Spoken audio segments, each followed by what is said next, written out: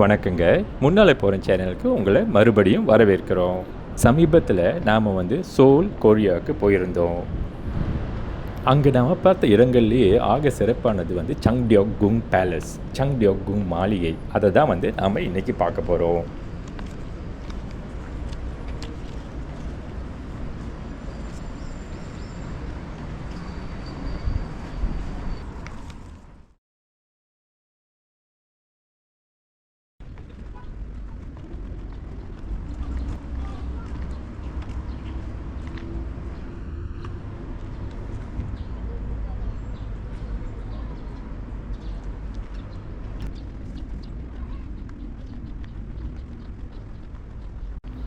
அறுநூறு வருடங்களுக்கு முன்னே ஜோசன் டைனஸ்டி அப்போ இந்த மாளிகையை கட்டியிருக்காங்க.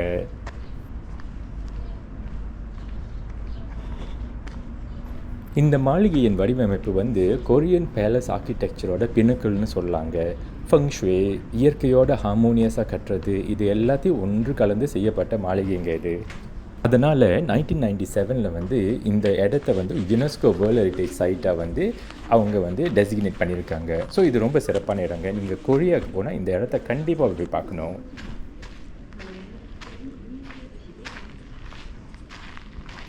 கொரியாவில் 3 ஃபேமஸான டைனஸ்டிஸ் இருந்ததுங்க. முதல்ல கோஜோசன் டைனஸ்டி, அதன் பிறகு வந்தது 3M கிங்டம் பீரியட். கடைசியாக மூன்றாவது வந்தது தான் மிகவும் புகழ்பெற்ற டைனஸ்டி ஜோசன் டைனஸ்டி. அது அப்போ தான் இந்த மாளிகையை கட்டியிருக்காங்க.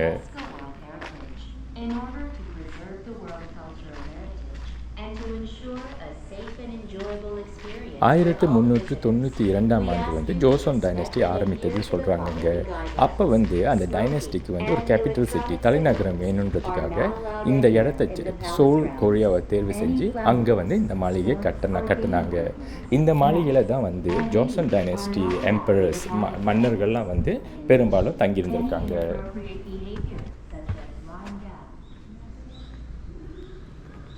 1592 ஆண்டிலிருந்து 1598 ஆண்டு வரை இன்ஜின் போர், IMJIN இன்ஜின் போர் சோல் கொரியாவில் நடந்துச்சுங்க.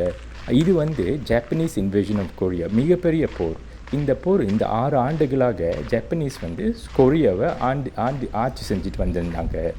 அந்த சமயத்தில் நிறைய மாளிகைக்கு அவங்க நெருப்பு வச்சுட்டாங்க, நிறைய மாளிகையை தரமட்டமாக்கிட்டாங்க, சில மாளிகையை ஜூவாக கூட மாற்றிட்டாங்க. அந்த மாளிகை அடுத்த எபிசோடில் பார்ப்போம், அந்த ஜூவாக மாற்றின மாளிகையை. ஆனால் இது கொரிய ஹிஸ்டரியில் ஒரு கரும்புள்ளி, ஒரு பெரிய சின்னமாக வந்துருச்சுங்க. அவங்களுக்கு இது ஒரு தாங்க முடியாத ஒரு அவமானம்.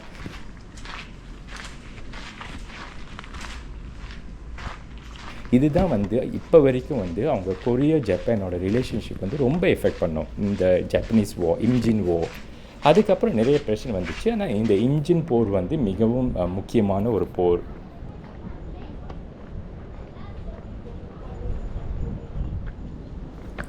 அந்த போருக்கு பிறகு நிறைய தடவை இந்த சங்டியோக்குங் பேலஸை மறுபடியும் அந்த மன்னர்கள்லாம் ரீபில்ட் பண்ணியிருக்காங்க. கொஞ்சம் கொஞ்சமாக அவங்க ஒன்றின் பின் ஒன்றாக அதை ரீபில்ட் பண்ணிட்டு வந்திருக்காங்க. இப்போ நாம் பார்க்குற இந்த மாளிகை வரைக்கும் 19ஆம் நூற்றாண்டில் ஒரு முக்கியமான அங்கம்ங்க. ஸோ கொரியாவோட வரலாற்றில் அப்போ சக்சஷன் அப்போது நடந்துச்சு.